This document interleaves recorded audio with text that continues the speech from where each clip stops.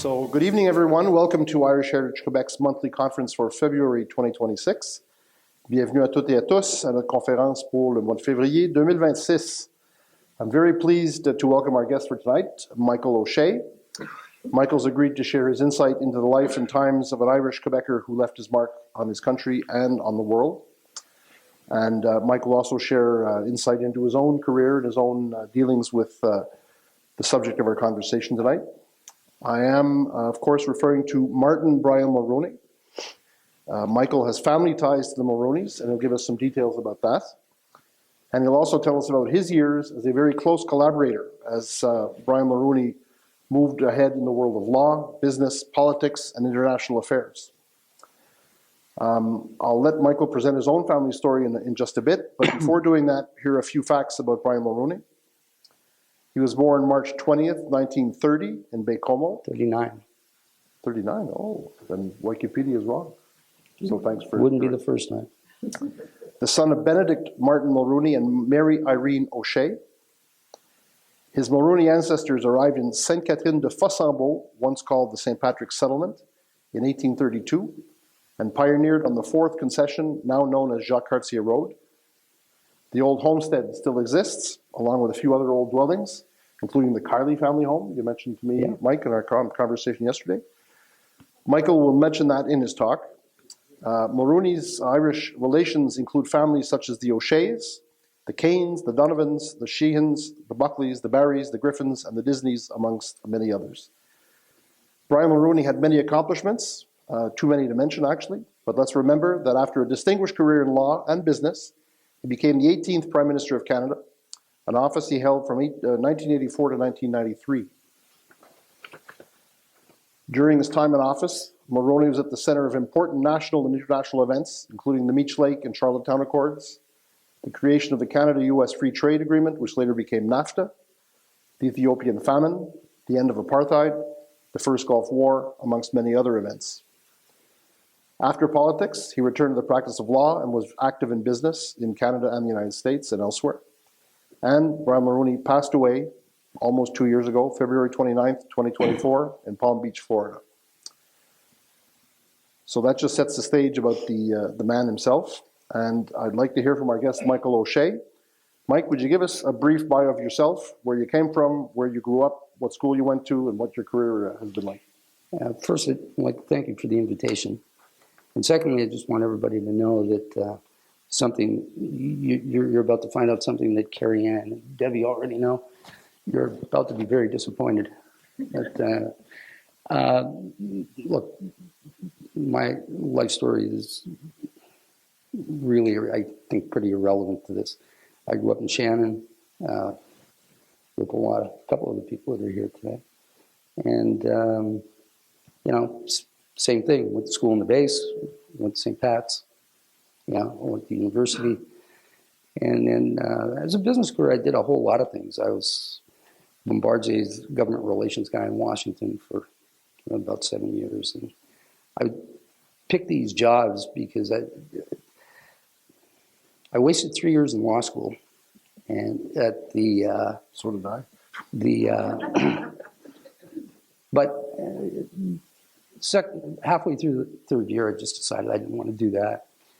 And so I ended up taking a number of different things, set up companies for people in China, that kind of thing. It seemed to me that the procedural aspects of the law were something that were as mysterious as the Holy Trinity, so it wasn't something that really appealed to me. My wife's a lawyer, and my son is now something that the world is desperately in need of, another friggin' lawyer. But anyway, so... my whole life was entangled with his. The bare reading of it, or all, even with the occasional error on Wikipedia, really, a lot of people didn't get the sense of who he was and how he got to where he was. I met him for the first time in the summer of 1965. I was 6 years old. Still had gravel roads, back then, no street lights or anything like that. And, One day, this convertible sports car pulled off Dublin Road and into the driveway of our farm. And this tall, good-looking young fellow wearing Bermuda shorts got out. And after he greeted my parents, he told me he was my cousin. And he also told me that he was a lawyer.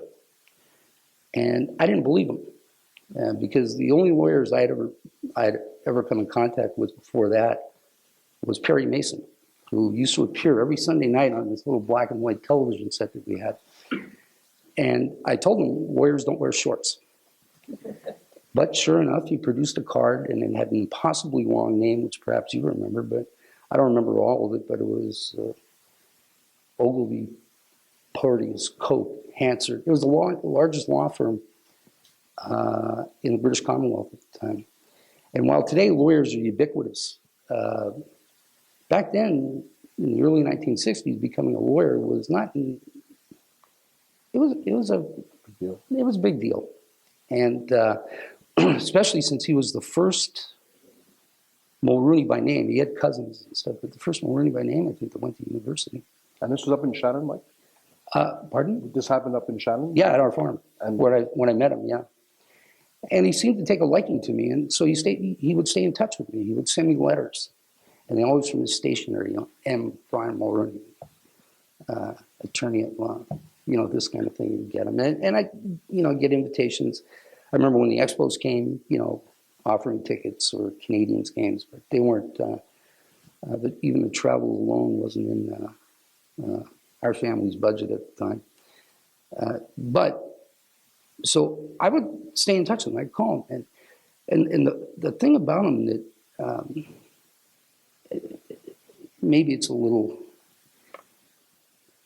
When he was elected, I remember I was in law school at the time. I was in second year, I think, and he was elected. I should point out, I never worked for him while he was in office. I worked on all his campaigns. I was a delegate to the convention that chose him leader. I worked on the 84 and the 88 campaigns, but never at that time. As a matter of fact, the only times I would ever saw him when he was prime minister were either at weddings or funerals, including my father's.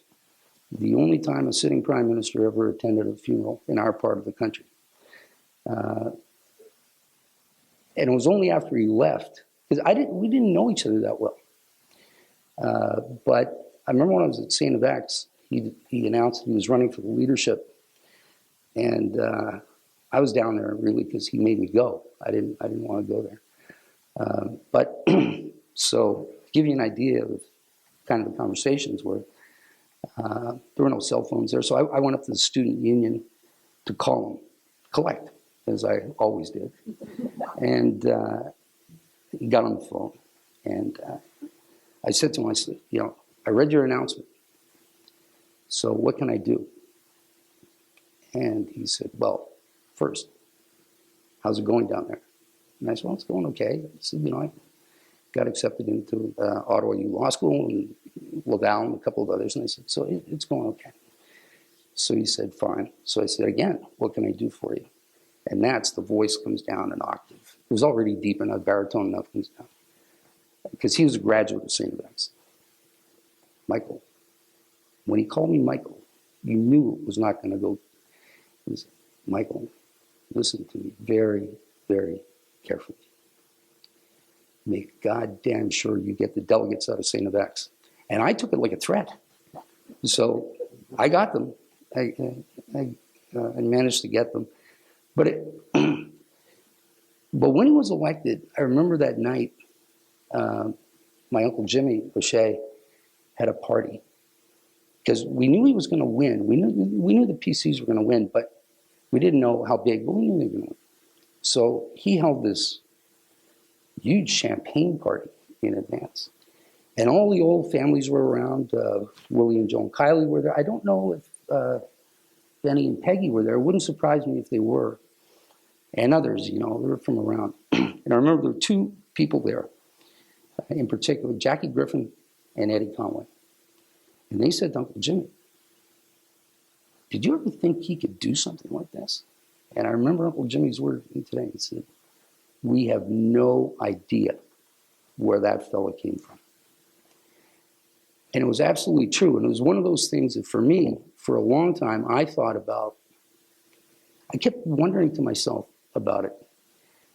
And I came to the conclusion years later that I wasn't sure, had he been born in Shannon or St. Catharines among the Irish of Port Neuf, I'm not sure he ever would have.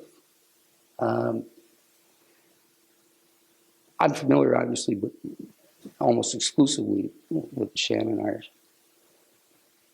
And it is a good place. It was one of those places where, you know, people were concerned when you were sick and they were sad when you died. And everybody had a place. More importantly, there was a place for everyone. But everybody had known each other for so long. By the time he was born, the Mulroneys had been there for, 120 years or something. And he was born in Baie-Comeau when his parents had moved up there. So he was away. He was away. He was gone. And everybody, and so if somebody wanted to move beyond that place, and maybe Debbie and Carrie Ann might disagree with me, but it was one of those things that I think it kind of would have been frowned upon in a way that, you know, who does that fellow think he is? You know, isn't his grandfather the fellow that, or his uncle, that, you know, that kind of thing. I think the defining trait for him that allowed him to become who he was the fact that he was born in Baie-Comeau. Baie-Comeau was a brand new town. It was created by Colonel Robert McCormick from Chicago to provide newsprint for his papers. The Chicago Tribune, I think he had one in New York and a couple of others. And everybody that was there, including my Uncle Benny and my Aunt Irene, they'd all come from somewhere else. Nobody knew anybody else. And so whatever you had been before mattered for nothing. You were completely untethered to your past. And so if there was ever a place designed for self-invention, what Cass Sunstein, the legal scholar, calls the highest form of freedom, is Baie-Comeau. Right? And he took full advantage of it. And it was, and at the time too, which helped him later on, was that it was a microcosm of the country at the time.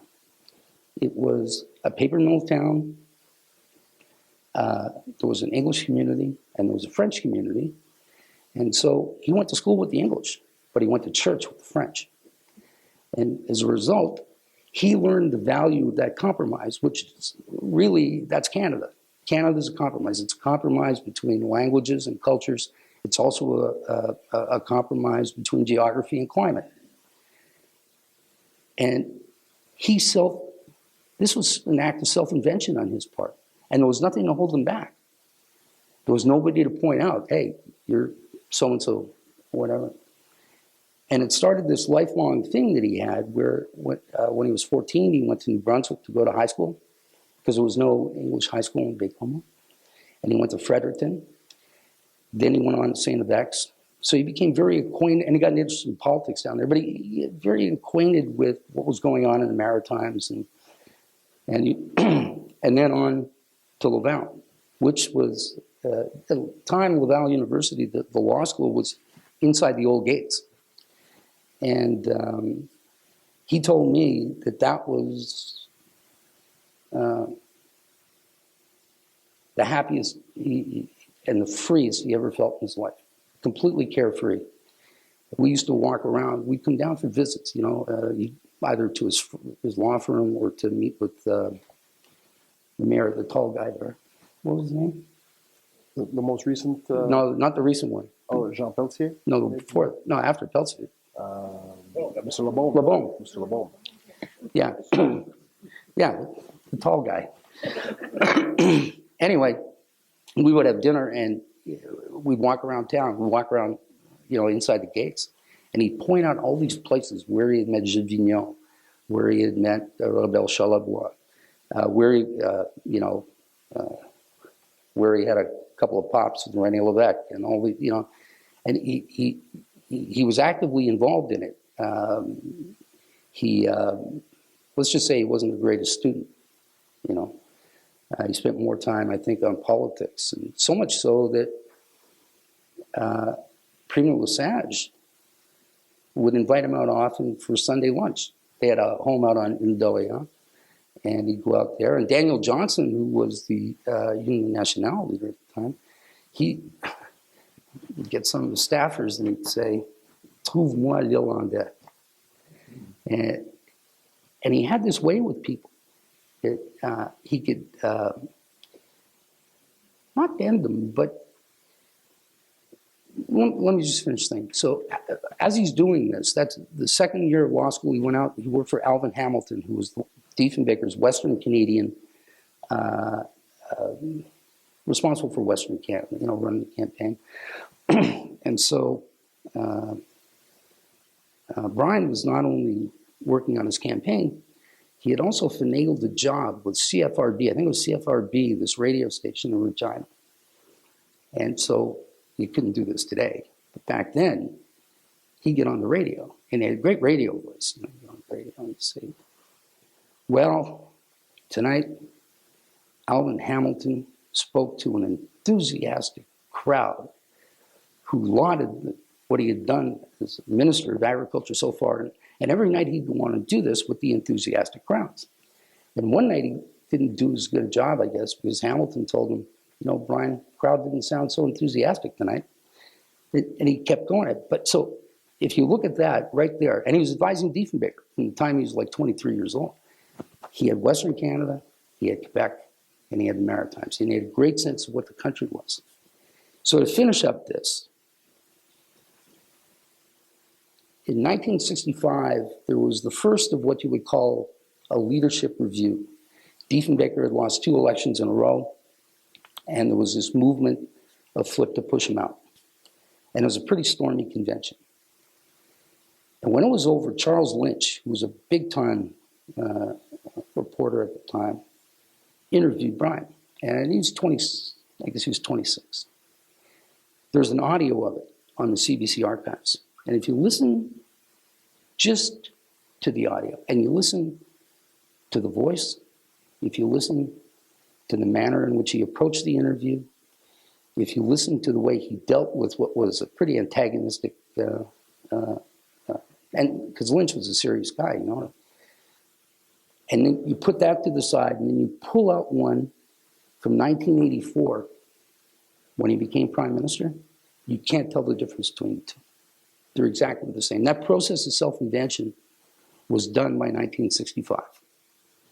And I think that's the one thing that puts the lie to the myth that leaders are born. They're not born, they're made. And it requires discipline, and it requires ambition, and by God, he was ambitious. Not only for himself, he was ambitious for his country. And that is why I think he turned out to be so successful. He as you know, I know for a fact, because you met him too. When he died, everybody said, "My God, Brian Mulroney worked across party lines." It's nonsense. Brian Mulroney was the most partisan politician that the country ever saw. He was partisan down to the souls. But the difference was he never made it personal. He never made it mean. He never criticized someone's family. You know, the cheap stuff for him didn't get you anywhere. He always believed that if he had to close a door on somebody, he'd open a window. There was always a way you could get back in. And that accounted, I think, for a lot of his success. And it also, I think, does prove the point. Leaders, they have to be made. And if somebody wants to really do it, it requires an act of willpower that it's not something that I could ever summon anyway, or anybody else that I know. So anyway, I've dragged on for too long. No, but you described the manner in which he built up his credibility, his ambition, and he made something of it. And he kept relationships open, even if there was just a sliver of light to allow for future relationships. he did that all over the world throughout his career. He did that in Canada, as you said, by building credibility within the party from coast to coast. Now, he was an Irish Quebecer, but he was born in Baie-Comeau. Strong family ties here in Portneuf. Was that something that he was interested in, that he pursued, that he maintained? You talked about a funeral where a prime minister came home, so to speak, to attend the family funeral. What was his relationship with the folks, relatives in Portneuf? It wasn't particularly deep. I mean, he was really two places.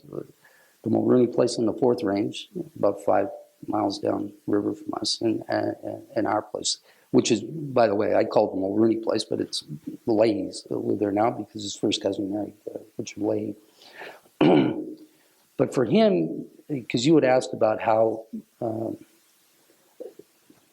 look, I think, and again, both Debbie and Carrie Ann can confirm this, there's a lot of nostalgia now for Irishness and Irish peoples. But when we were growing up, it was just taken for granted. That's just, who we were. I remember I'd go up to my grandpa John Bowles' place. Loved going up there because grandma had died years before, and I had 2 uncles living with him. Both were bachelors, so we could do any damn thing we wanted to do. And what I loved to do was like grandpa's pipe. He's a great storyteller, and he's tall. He's like 6'4". He could sit in the kitchen table and put the kettle on at the same time. But he would tell us these stories. And I remember he'd tell these about Terence McSweeney, the Lord High Mayor of Cork, went on the hunger strike and died. And he's telling me the story, and you look at him, my God, Grandpa, they let him, they starved him? Yeah. And by the time I went to school, started school, it was something that you took for granted. First day of school, Carrie Ann, Debbie, they were in my class. I remember looking up at the front of the classroom, and they had a portrait of Queen Elizabeth II. I remember thinking to myself, geez, wonder if Grandpa knows about that. I must tell him. But for him, I'll give you one specific thing where, not Irishness, but an Irish, Thomas Starks McGee said that Canada was the last freest country on the face of the planet for the Irish. And McGee, and Mulroney, he just loved the idea of McGee and what he had done.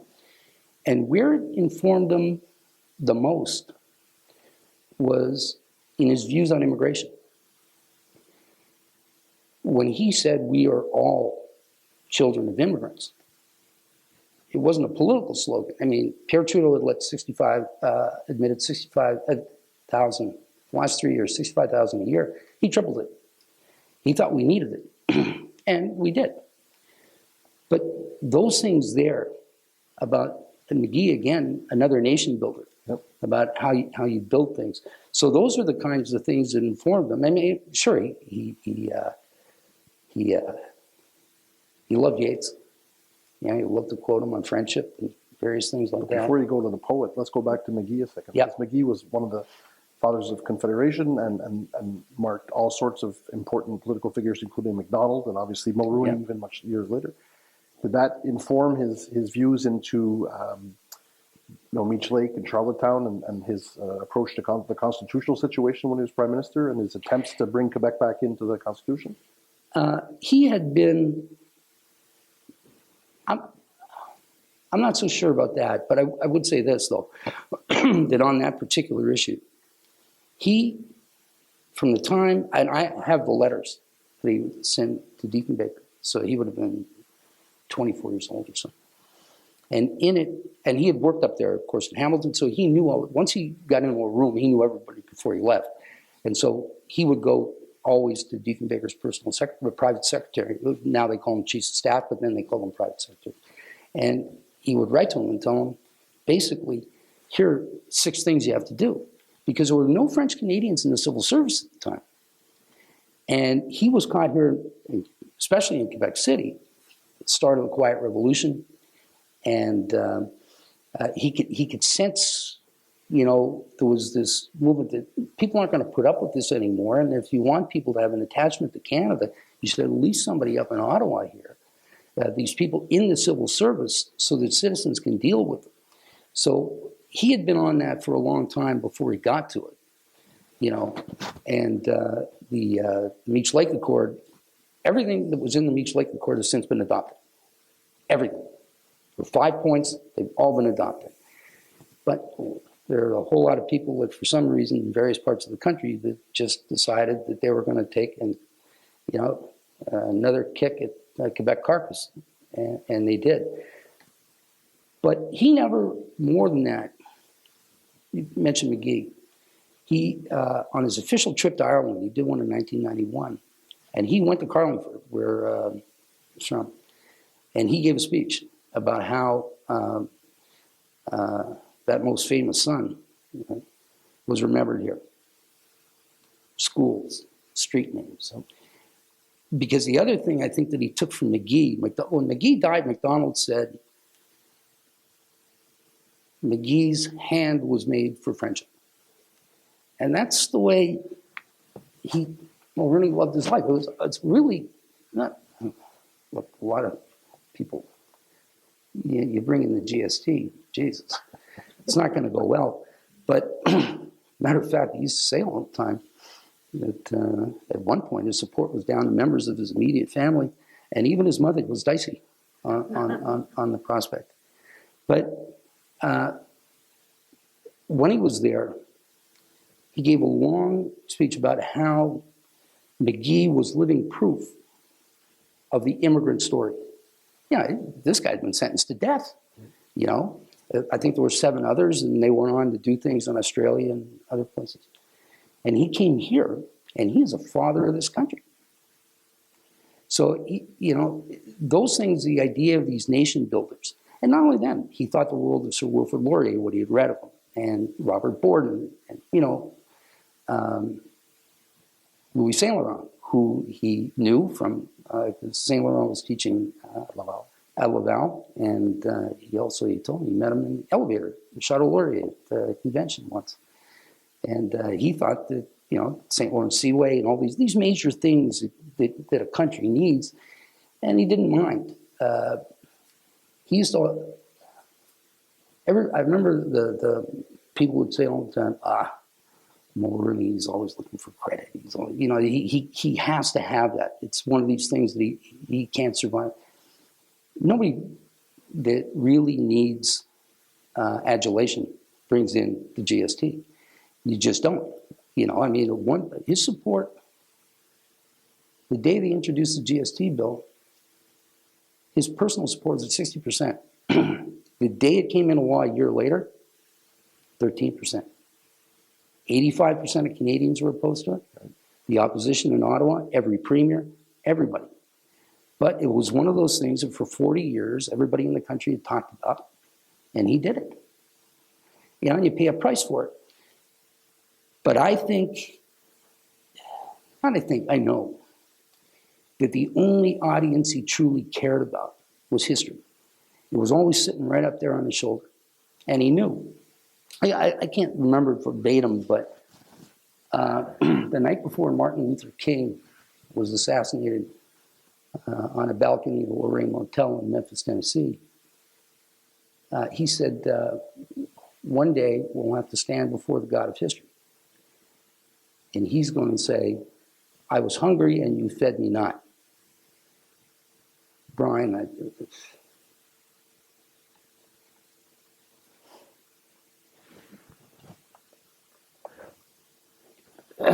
he never worried about that.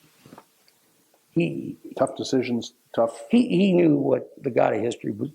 He wasn't afraid of the verdict that the God of history. I apologize for that. I just loved him so much. Back to his Irishness for a second. Yeah. You mentioned going to Carlingford, and were you there with him? No. No? As I said, you were traveling with him as he. I never worked with him. Right. Yeah. So he goes back to McGee's homestead and travels to Ireland. Did he go to Ireland a few times? He would go, but that's because he was on the board of independent newspapers. Tony O'Reilly, is that the right name? Tony O'Reilly was, yeah. That he had, so he would go over there for those meetings. But as I pointed out to you, Mulroney was a guy that when he was growing up, he'd listen to radio broadcasts out in New York when he was a kid, from sleep. And he always wanted to be part of that thing. And my uncle told me once, he said, I said, why doesn't Brian go to Ireland more often? He said, Mike, not enough big buildings there for him. So his attachment, I think, at the end, he's like the rest of us. We're all, I can't speak for everybody in the room, but I can speak for those two ladies sitting there. We're 100% Irish. There's nothing, but we're not Irish, right? We're Canadian. We're Canadians who happen to have Irish heritage. And, it works out great. It gives you certain, I think, there's a certain, the Catholic Church didn't suck all the Druidness out of us, right? So there's still a lot of mysticism, and you can feel it sometimes. But he used his Irishness in other ways too, including holding a summit here in Quebec City. Yeah, called the Shamrock Summit. It worked out well because Reagan too. His claim was a little more tenuous, but claimed that he was Irish as well, and so they had that, and it was a precursor to the launch of the initiative. But it was also to do, as he had promised during that campaign in '84. That he was going to find a way to reconcile, or at least find a way to improve relationships between Canada and the United States that had really gone off the rails. We're here again, but it was evident back then. But that really was, and I know you had some questions after about some people, and I'm chewing up a lot of time. No, we're good, Mike. We're good. But about, various people and that kind of thing, and well, for example, you mentioned Reagan. Yeah. Mulroney was very adept at maneuvering and working around in the American political system with the bosses, the leaders of the parties. So some of the personalities that he met, the Bushes, the Kennedys, the Reagans, what was the relationship like with those guys? Well, Reagan was different because Reagan had a distinct kind of personality. So they referred to each other as friends, but really his closest friend was George Herbert Walker Bush. Both had the same approach to life, and Reagan had every now and then had some strange ideas, but Reagan loved them. I remember one time when I was in Bombardier, I hired a law firm, and I did it specifically because it was called Baker Donaldson, because Senator Howard Baker was, and I love Baker. He'd been an idol of mine since I was 12 years old. And I was in his office one day, and as we walked out of his office, he said, look at the pen. He had a big photo on the wall. And in the background, it was Reagan and Bryan. And you could tell Reagan's laughing. And down below, he said, look, yeah, but look down here. Look down at the front of the picture. And he was there. He was chief of staff at the time of Reagan. And there was Frank Carlucci, Jim Baker, and others. He said, you notice how we're not smiling? And I said, yeah. He said, we never wanted Mulroney alone with Reagan. If Mulroney had asked him for the dome of the Capitol, he would have FedExed it to Ottawa. He had become exceedingly close, and he worked at it. It didn't just happen. Right. He worked at it to be that close to Reagan, because it was in the country's interest. And look, he eulogized 2 U.S. presidents. There's only one American that's ever done that.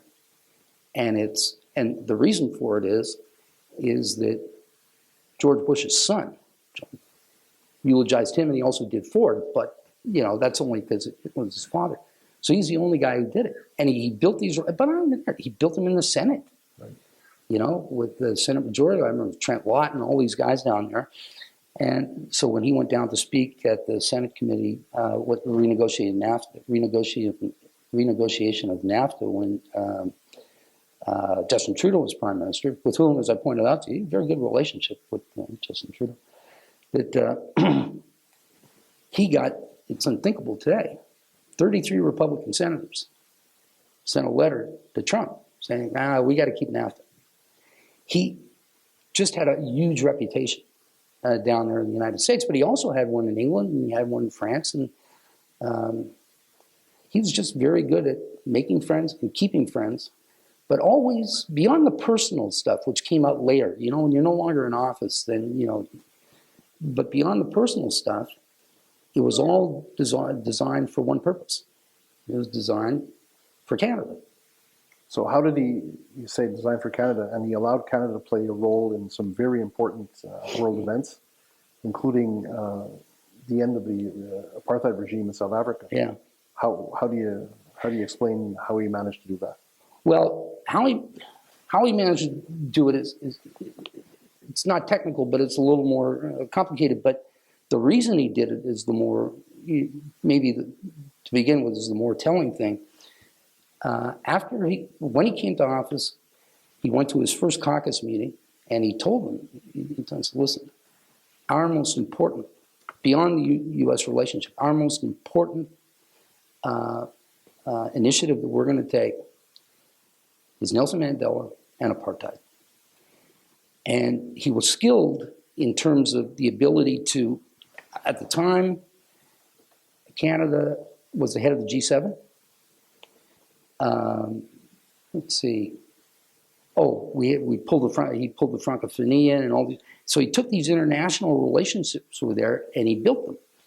Over the objections of Thatcher and Reagan, they used to call Mandela a communist, and he used to tell them all the time, how the hell do you know he's a communist? He's been in prison for 27 years. No one's spoken to him. And that's why, though, because he was so successful at it, the first trip Mandela took was Canada. And he came here to thank the Canadian people, and he came here to thank Brian. I remember I was at the, he and I were out at the, he had been invited out to the Canadian Human Rights Museum in 2018, because it was that summer they were doing this because it was the 100th anniversary of the birth of Mandela. And the High Commissioner, I can't pronounce her name, but anyway, High Commissioner of South Africa was there. And she just came out and said it. And by the way, what she said was a reprise of words Mandela had said when he'd come like 30 years earlier. And she said, you know, to Brian Mulroney, we can never thank you enough. We are made better people because you reached out from across the seas to say that we too, the rebels, the fugitives, the prisoners, deserve to be heard. And that's all it was. It was just a question of something Mandela said himself. He said Brian did it because he was a person of conscience, and no person of conscience could allow such a thing to go on. And he got Thatcher on board. Yep. How do you get somebody as hard line in that time, in that context, to get Thatcher was harder than Reagan, I think, even. She was. Mostly a lot because, she was no fan of apartheid, but mostly because there were a lot of British investments in South Africa, and she didn't want to upset the apple cart. But there was a meeting in Vancouver after the G7 between, and Stephen Lewis, the UN ambassador, Canadian UN ambassador, was there. And he said, Mulroney sat her down. He told her, Margaret, do not lecture me. I do not work for you. I work for the Canadian people. Well, I'm putting my country on the right side of history, and if you want to be over there, you be over there. And that's what he did. He excluded her. He got Kenneth Kaunda and Rajiv Gandhi and all these other people who were part of the Commonwealth to basically say, look, you're on the outside. You're supposed to be the leader of this thing, and you're on the outside. And so she never quite gave in, but what she did do was move sideways. And it's hard to get Margaret Thatcher to move sideways. I'll tell you, in 1995, I was at a conference in Colorado Springs. It was a fundraiser. I was there with Brian and Mila, and it was a fundraiser for President Bush's presidential library. It was going to be in College Station. And so they had this panel. And there was Gorbachev, Thatcher, Mitterrand, President Bush, obviously, and Brian. And Jim Lehrer from PBS was the moderator. It's all being filmed. And that was the first day I met Howard Baker and General Brent Scowcroft, who had been Bush National Security Advisor. And they asked me if they found out I was with Brian. They said, "You want to sit with us?" So we were in the front row. And it came around, basically they were discussing, the title of the thing was A World Transformed. And one of the issues was the reunification of Germany. And so Gorbachev, Thatcher, Mitterrand, that's three that are there, and Bush, Brian. So Lehrer says, Mrs. Thatcher, on the issue of the reunification of Germany, you are absolutely opposed to this. Would you mind telling us why? And she said no. So she's sitting back in her chair at this point. She says, well, Mr. Lehrer, the Germans. The Germans are first in science. They're first in technology. First in engineering. And then she leaned forward and she went, but there's something in the German psyche that propels these people to war. And I thought that people were going to, look, everybody, some people I thought were going to faint. So, and then to make the point, she said, Mr. Lehrer, have I made my position clear? He goes, yeah, pretty clear. But Mitterrand, of course, was so offended by the whole thing. He said, everybody, you know, the translation things. He goes, Madame Thatcher se permet de dire des choses ici en Amérique qu'elle dira jamais en Europe. So now, well, I tell you, and it was really sporting because even Gorbachev's trying to get into it. So Brian, finally, back to the conciliator part, he kind of jumped in the middle and he said, well, he said, I think Margaret, he was talking to Mitterrand, he said, you know, Francois, Margaret is sort of channeling Mauriac, that French poet, who said that he loved Germany so much, he was glad there were two. So there was nothing. Exactly. The funny thing about that day, Mitterrand, not a big man, you know, and he was dying of cancer. So for the afternoon session, they had to bring him in. He came in a golf cart. You know, minor, you know, golf cart. But when he was on stage, you know, he died like 3 months later. When he was on stage, he was huge. When he was leaving that day, I remember standing up against the wall, and he was shaking hands with people as he went out. And I didn't realize how sick he was. He came up and he just shook my hand and said, Merci, monsieur. And his hand was like a child's hand. But that there, you could see how diminished he was because he insisted on walking out, you know. But when he was up on stage, he was huge. He had presence, you know. That was an interesting crowd. It was an interesting time, you know. By the way, I saw Thatcher later. Remember that photo I gave you, that sent you? That day we were in Washington, it's like 2005 or something, and we met with, we're going to have breakfast with Ted Kennedy. So Kennedy shows up. So his staffer drove him down, like in a minivan or something like this. And the door comes open, this huge dog jumps up, like a monster, you know. And Brian and Kennedy exchange hugs, hellos, and stuff. And I had bought, I didn't have a cell phone or anything back then, so I bought a disposable camera to get a photo. So I asked them, I said, you know, can I get a photo? And they both said, sure. Just before the photo's taken, Brian says, you know, Ted, Michael's not only my cousin, my assistant, he's also my cousin. And Kennedy goes, Brian, that's the way to do it. Keep it in the family. That's the way the Kennedys did it. But the part of the story about bringing back Thatcher in, Thatcher happened to be staying in the same hotel. The Ritz-Carlton in Washington, she's staying in the same hotel, and Brian's going to have lunch with her. So after we left the Kennedy meeting, we're going up in the elevator. And he says to me, he says, have you ever met Margaret? And I said, no, but I got pretty close to her once. And he said, well, if you'd like to meet her, my lunch ends with her at 1:30. Why don't you come up around 1:10 and come in and you can meet her? So I said, sure. But then he keeps looking at me.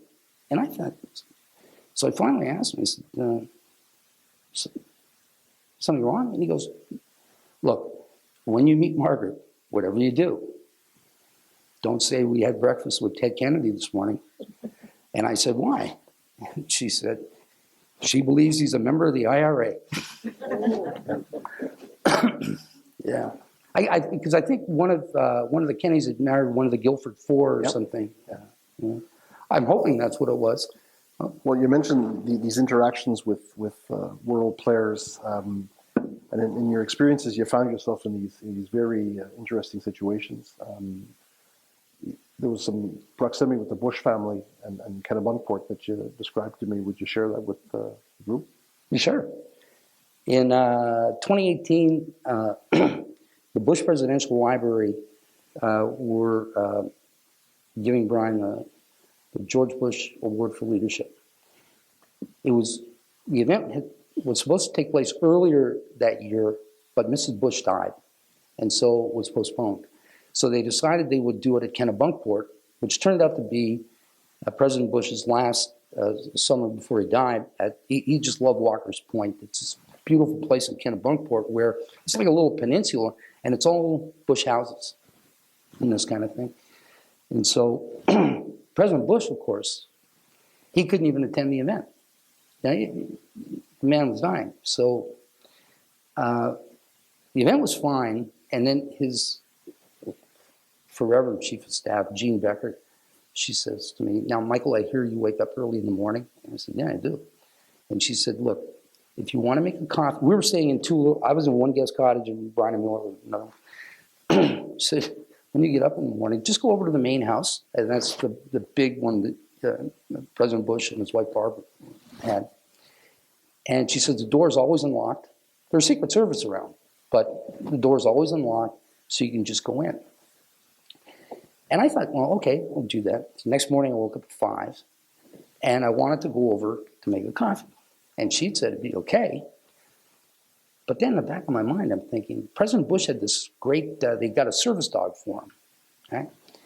And if something went wrong, the dog was trained to go up with his nose and hit this button to set off an alarm. And I thought, if I open the door, maybe the dog would bark, disturb whatever. So I thought it over, and I thought, what the hell? So I went, and I found the kitchen, because there'd been a reception there the day before, so I knew where the kitchen was. I made a cup of coffee, and it was like, even now to me, it's really surreal that, look, where my sister lives now is one thing. I was born in a house that didn't have indoor plumbing. So I'm sitting there, there was a little bank of windows, and there was a table in front, a little table. And I made a coffee, and I was sitting there, and I started to think, the sun's rising over the horizon, the water's coming up against the breakers, and the 41st President of the United States dying upstairs. What the hell am I doing here? And it was just absolutely, and even now, and it just reminded me of all those things that, those times that I've been with him, Funny, later that morning, Brian and Mueller came to breakfast, and Secretary Jim Baker, who had been Secretary of State under Bush, he was there, never having breakfast. And these guys are master storytellers. So their tones. I'm going to say this, but, don't hold it again. Easier if this wasn't being taped. But anyway, so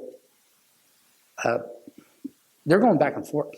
And then Baker says finally, look, he said, before I was Secretary of State, I was Reagan's Treasury Secretary. And there was going to be an official visit to England for the first time. And Reagan, president, so he's meeting the head of state, he's the queen. But they kept working on it. The British and the Americans are working on it, trying to figure out what the hell are we going to do with these two people? They really have nothing in common, except for one thing. They loved horses. So they decided what they would do is they would have the Queen and Reagan mount these two horses and go for a little ride and make for a great photo op. So Baker says the day of the event arrives, they come out of Windsor Castle, and it's a very hilly kind of place. So the Queen gets on her horse, Reagan gets on his. And then in behind that are Secret Service, I guess British security, and then staffers, and then the press. And because it's hilly when they're leaving, the Queen's horse had the lead. He goes, the Queen's horse took about 10 steps and let out a fart of nuclear proportions. And the Queen, embarrassed, turned in the saddle and said, Mr. President, I apologize for that. And Reagan said, don't worry about it, Your Majesty. I assumed it was the horse.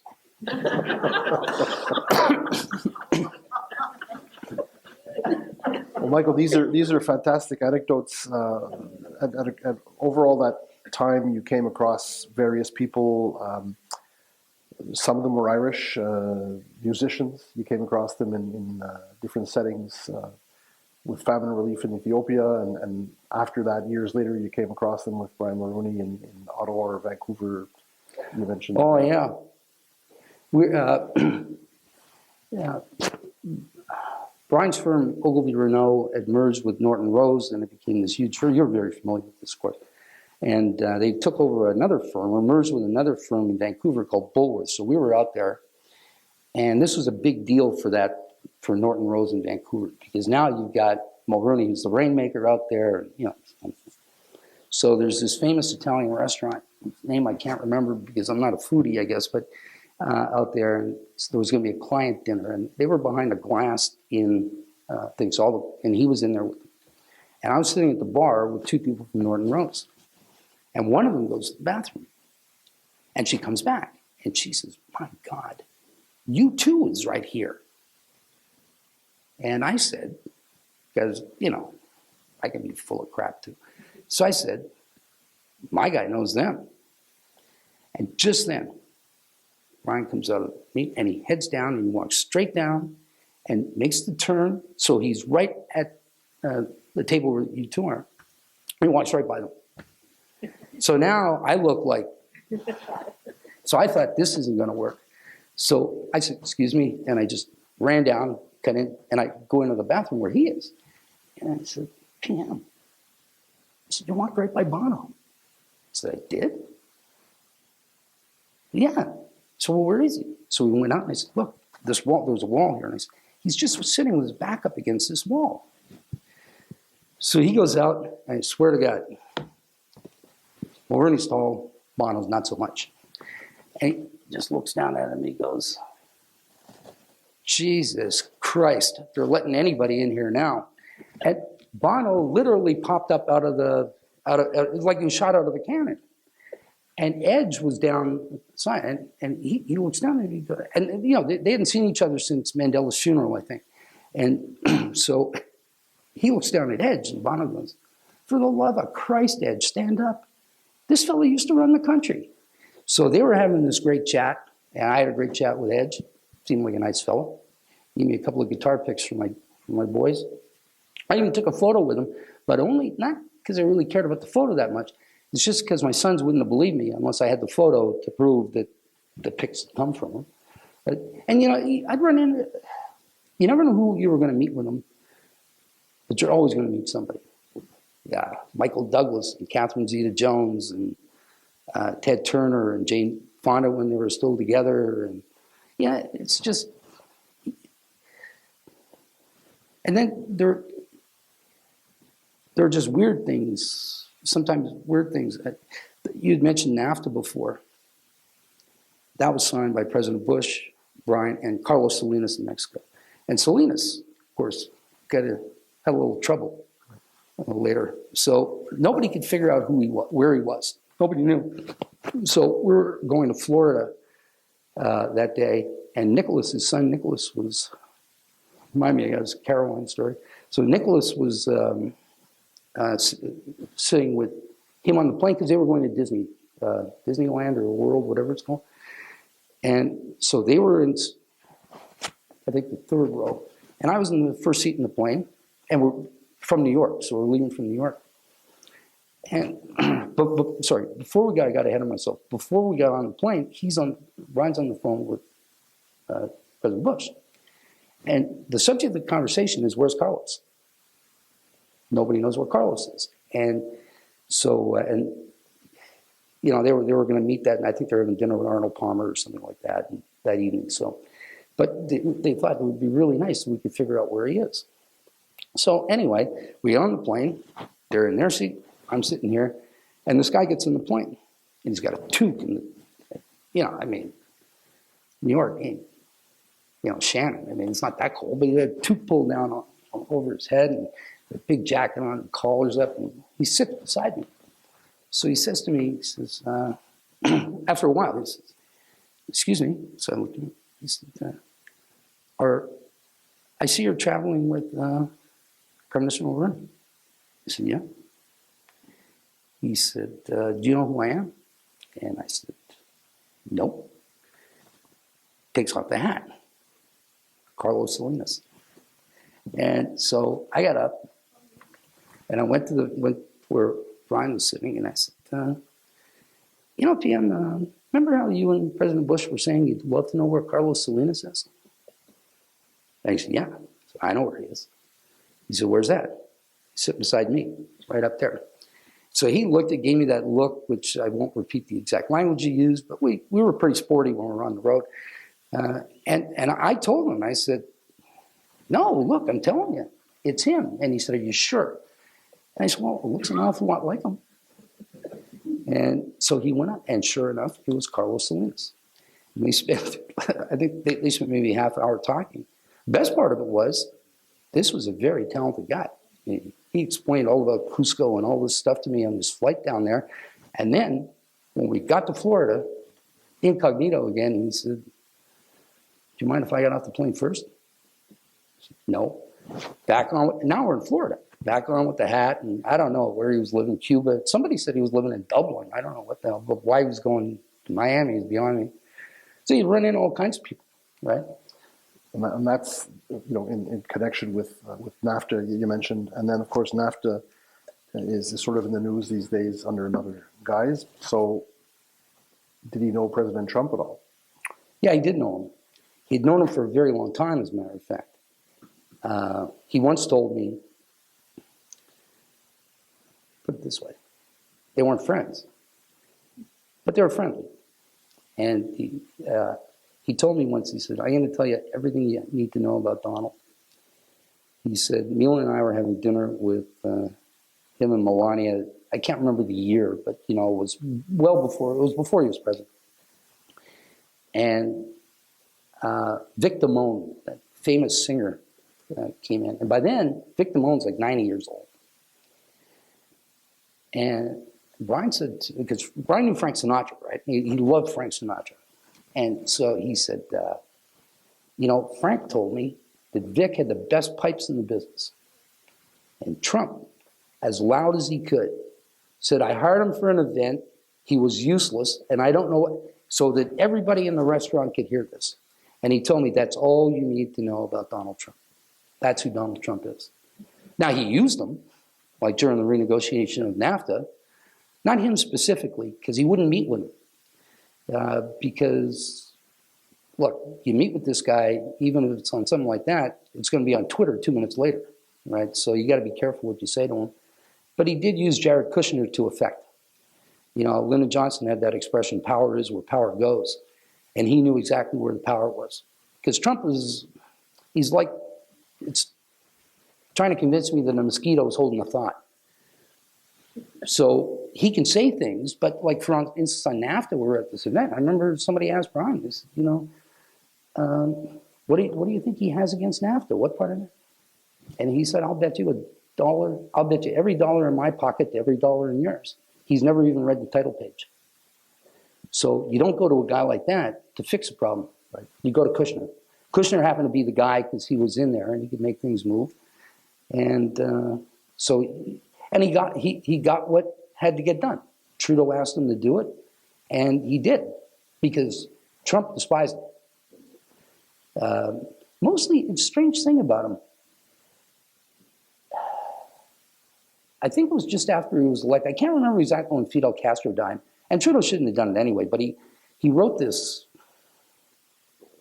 Man, I mean, Antony didn't even say stuff about Caesar that he said about Castro. And Trump's down in Florida, and all these Cuban Americans are giving him hell. And he was saying, this, that son of a this, and this son of a. So Mulroney called him up, and he said, no. Yeah, his father could be a bit crazy, but he's a good kid. Yeah, you'll see. You get along with him fine. But he was willing to tank stuff even then over that. Who's the child there? So he used it. And one thing, because before we run out of time, because I like it, his family. He loved you talked about kids. I was going to. Yeah, he loved his family. When they were on the phone all the time. Either they would call him or he would call them. And this, it's every day, And they're not long conversations. How you doing? That kind of thing, just to make sure everybody was okay, no matter where he was. We did it from China, and Japan, and Korea, and Argentina, and all over the place. But always, he wanted to know. So, and when he fixated on something, he fixated on something. So when Caroline announced that she was going to run for the leadership of the Ontario PC Party in 2018, it became Caroline all the time. She was like Marcia from that television show from the 70s, And so we're doing all these fundraising events. And believe it or not, so what I would do, I would set up the room just to make sure everything was fine the way he wanted it. And, I probably don't have his energy levels, so he can get a bit tired. So I'm up in his suite, and it's like 10:30. And he looks at me and he says, Mike, you should get some sleep. We got an early start tomorrow, and then we got to go to Winnipeg later tonight. So he says, you should get some sleep. So I said, sure, that sounds good. I left the room, went up to my room, and as soon as my head hit the pillow, I was out like a light. Couldn't be more than 5 minutes later. Telephone rings. I look over, big block letters, PM. So I thought to myself, shit, I forgot to do something, or whatever. So I answered the phone. And he's very solicited, of course, because he goes, Mike, did I wake you? And I said, no, I was just laying here hoping you'd call. And see, I thought it was funny too. Not him. He went through that like a drunk through a stop sign. And he just said, come on down then. Great, you're awake. I went down, I always had a key, I'd go into the suite. He's sitting there watching CNN. And I couldn't figure out why he's watching this thing, because it was about Argentina tomato farmers. I couldn't, finally, it goes to commercial. I'm sitting right beside him. It goes to commercial. He mutes the television. And I said, so, something up? He said, I'd like to talk to you about something. And I said, what? I'd like to talk to you about Caroline. And I'm thinking, quelle surprise. Because I've been hearing this now, and it was just a half hour about what a great daughter she was. Nobody ever had a better daughter than this. No father had ever been lucky enough to have a daughter like that. And that's the way he was with all of his kids. But you don't want him focusing on you. But when he did, he just loved me. He and Mila had a great relationship. It was funny when they were both on the road together, but which wasn't often. Some of the places we went, she wasn't going to go. She had eaten enough rubber chicken in her life, and she didn't need any more. Yeah. Mike, you've given us a lot of insight, a lot of anecdotes, but as we get to the end of this conversation, how about a few final thoughts on Brian Mulroney, perhaps something about his impact on Canada and what he meant to the country and what the country meant to him? Well, look, I can say what the country meant to him. I mean, it was everything for him. I mean, the greatest honor of his life was to be prime minister. I'll let history decide what the country wants to say about him. But in 20, I think, I can't remember exactly, but he told me the day that he had been diagnosed with prostate cancer. And, you know, he had a number of ailments and stuff like that. He was a diabetic and, you know, that kind of thing. But that one, you know, was different. And things changed a lot. They had changed earlier where when it came to speeches and stuff like that, I became an engineer, not a writer. No, Brian Mulroney didn't need anybody to write for him. But to engineer a speech, because I'd read every speech he'd given. But one in particular, and I think it says, this guy that I loved, that how courageous he was. That earlier, that would have been 2023, fall 2023. Earlier that year, the World Jewish Congress, we're going to give him the Herzl Award in New York City at I think the Museum of Modern Art or something like that. And so he had me working on this speech. And I kept working on it, and I thought I had it. And then October 7th came when, and he was concerned. He was concerned for a couple of reasons. First of all, he was outraged, like most people were, by the attacks, but he was more concerned that Israel would go too far.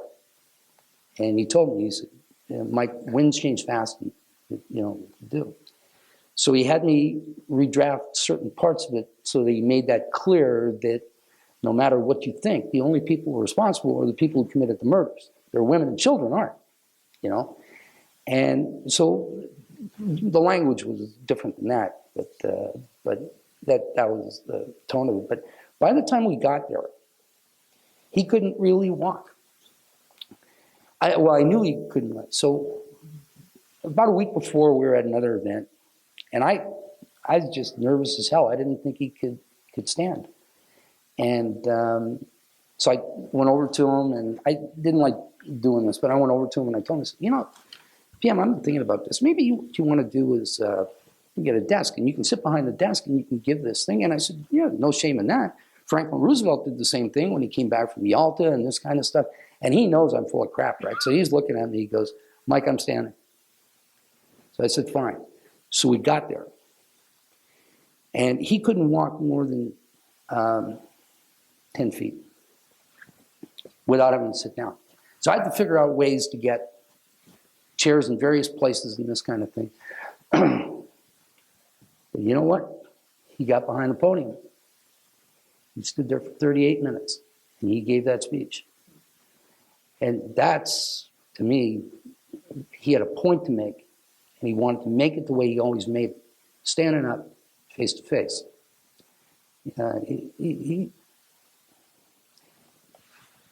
I think, in the end, my life was his career. You know, the word first cousin in English carries none of the significance of the French cousin germain, from the Germanus, right? Meaning born of the same blood. And where I grew up, where they grew up, being born of the same blood, it meant everything. I admit that even now, I still struggle with it, you know. But look, he had a great life. He lived a long life. And I don't know exactly what he thought of me. He called my wife and called me on my phone to speak to my wife. And I said, well, she's in court. She wasn't charged with anything. She's a lawyer. So I said, well, she'll be home, you know, in an hour or something. And so he said, well, okay, well, call me back when she is. And so I called back. So I gave Katie the phone, and I left the room. And they talked for maybe 10 minutes. And I went in after. I took the phone. I said, what do you want to talk about? He said, I want to talk about you. He wanted time to heal. And even to this day, I don't know what he said. I don't want to know what he said. I can't. That's a door. You know, later. I'm still healthy. If I get sick or something, I'll ask her what it was. But look, he lived a good life. He did what he wanted to do. He went out on his own terms. And I think history has already been kind to him. But I think in the long term, you can see things that he thought about where I think that he would like this Carney government. I think he would. Like if he was alive, and I think he would disagree with Carney's, not with his analysis, but with his conclusion. The idea that Donald Trump is doing everything he can to bust up the transatlantic partnership, which has done us good service for over 70 years. I think he thought of Trump as an anomaly, that he was a one-off, that he didn't portend what the future looked like for the next president. And Americans' desire, he used to say it all the time, the American desire for leadership has been on the wane, and that was before Trump. He just happens to be the most dogmatic practitioner of it. But still, at the end of the day, he believed firmly that the idea that Canada or Europe can stand alone without that pivot point in the United States is ridiculous, because if that boat goes down, it's going to collapse a whole lot of smaller ships. And so I'm hopeful that, what he believed was right, that Trump is an anomaly. He's a product of a certain set of circumstances that began long before he got there, and he just took advantage of it. Right? So hopefully the grifter will be gone in a while, and we can get back to some normalcy. Look, I've taken up too much time, so I want to thank you very much for this. Mike, thanks to you, because you've taken us from Shannon to Baie-Comeau to Quebec to all sorts of other places, and you ended up back in Shannon and Quebec City again. So thanks for being here with us tonight and sharing a lot of anecdotes, a lot of insight into a very important Irish-Canadian, Irish-Quebecer, Brian Mulroney. And let's give our man a round of applause.